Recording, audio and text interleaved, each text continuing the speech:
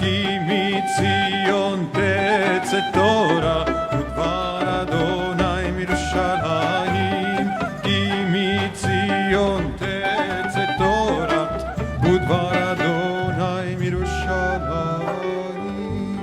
Our Marshall D. Meyer Fellow, Tobias Tivak Moss, will now offer the introduction to the Torah reading. A question for the parents here, or anyone who has ever cared for a little one. Can you remember that bittersweet but inevitable moment when you bent over, hoisted up your child on your shoulder, and said to yourself, oof, never again.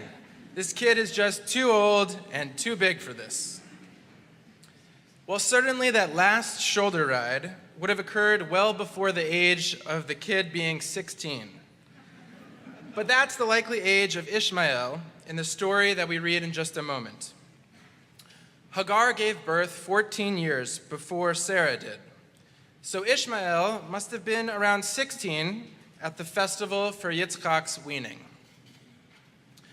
The Torah says that Ishmael made some playful, perhaps inappropriate gesture to Yitzchak, which infuriates Sarah. Sarah forces Abraham to cast out Hagar and Ishmael, and in a scene that doesn't really seem possible, the text says that Abraham sends Hagar away, carrying water, bread, and big old Ishmael on her shoulder. It sounds like an unbearable load. And just a verse later, Hagar tashlech et hayeled. Tashlech like tashlich, Hagar casts off Ishmael under some small trees.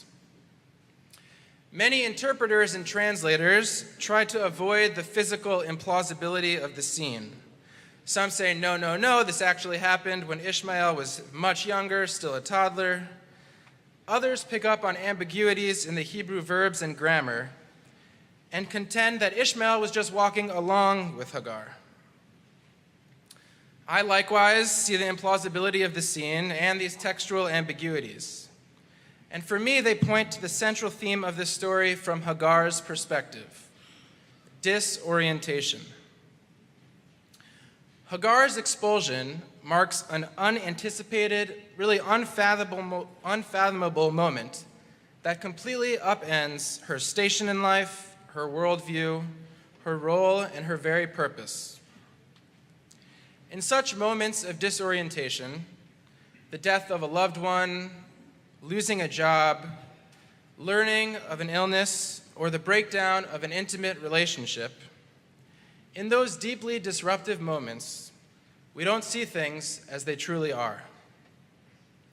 Desperately, we grasp at some understanding of an unintelligible moment. In Hagar's disorientation, she no longer sees her son as a 16-year-old adolescent on the brink of independence, a na'ar in the Hebrew. Rather, she reverts to a more basic motherly instinct, and Ishmael is just a yeled again, a little boy, perhaps just a toddler in her eyes. In such a delirium, it's no wonder that Hagar gets lost in the desert. And when their water runs out, she casts Ishmael under a tree, sitting a ways off not to see him die. Hagar cries to God, and it's the way in which God remedies her disorientation which is instructive. First, God orients her towards purpose. Arise, stand up that adolescent, the na'ar, hold him by the hand. I will make him a great nation. Then in the following verse, God opens Hagar's eyes, and she sees a well which the text implies might have been there all along. Pay attention to the order of God's consolation. First, God provides Hagar with a vision to work towards, Ishmael himself as a progenitor of a nation. Only then, after orienting Hagar towards a new purpose, does God guide her towards the physical necessity, water. Had a disoriented Hagar received the water, what good would it have done? They'd have wandered blindly a bit further in the desert and then been without water once more. When we move without purpose, What difference does it make what resources, money, skills, connections we have? Without a vision of where we are going, our means are meaningless. Said another way, when we have purpose, it's amazing what we can achieve even with material scarcity.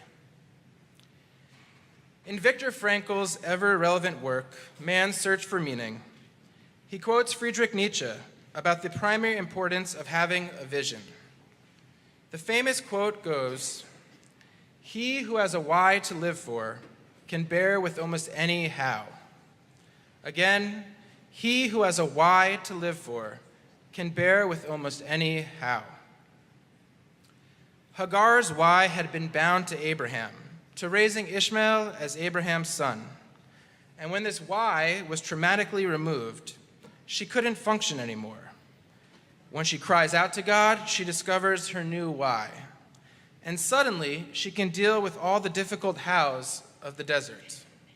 Finally, she can really see the well from which to draw strength and sustenance and the true nature of her 16-year-old son. During this particular year, reading about an adolescent's near death by thirst, I was reminded of the Thai soccer team that was trapped in that pitch-black cave for days on end.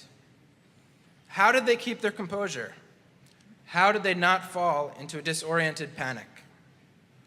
In various interviews, they talk about their coach's steadiness, the way he gave the boys direction, how they all turned towards prayer and meditation, how they emerged from the whole episode with a greater sense of purpose and a greater appreciation of the unique value of their lives. As we here spend these 10 days together in prayer, our tradition does not go easy on us. We don't bask in comforts.